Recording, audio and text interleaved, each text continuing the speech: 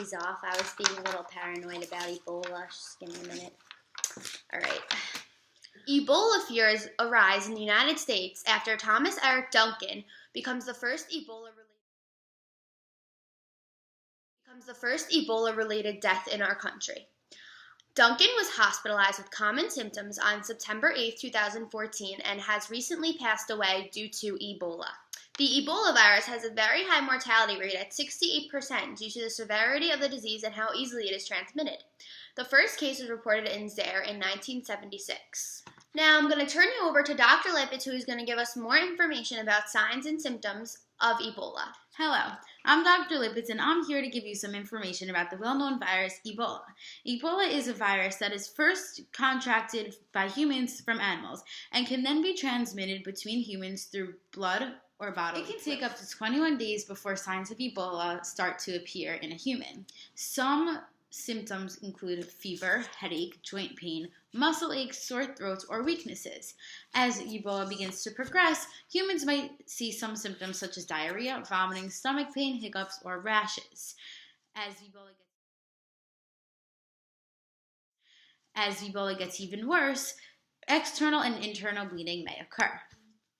A person with severe headaches, fatigue, muscle pain, vomiting, diarrhea, abdominal pain, or unexplained hemorrhages will most likely be diagnosed with Ebola. An Ebola diagnosis should be taken very seriously. Someone diagnosed with Ebola should be isolated in a single room with a personal health care. So they cannot make contact with any other people.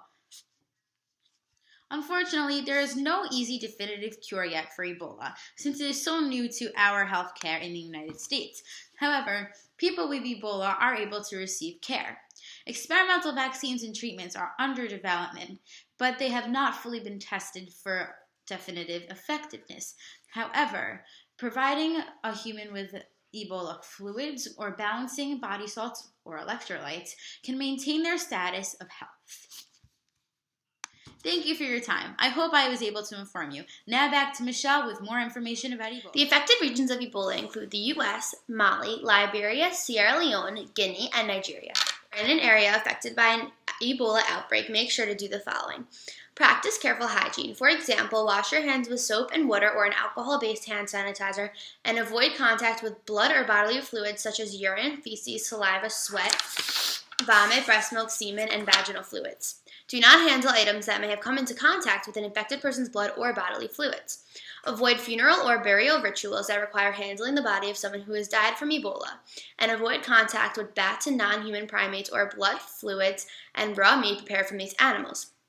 You should also avoid facilities in West Africa where Ebola patients are being treated. The U.S. Embassy or consulate is often able to provide advice on facilities. After you return, monitor your health for 21 days and seek medical care immediately if you develop symptoms of Ebola. Here are some photographs of people that have been infected with Ebola.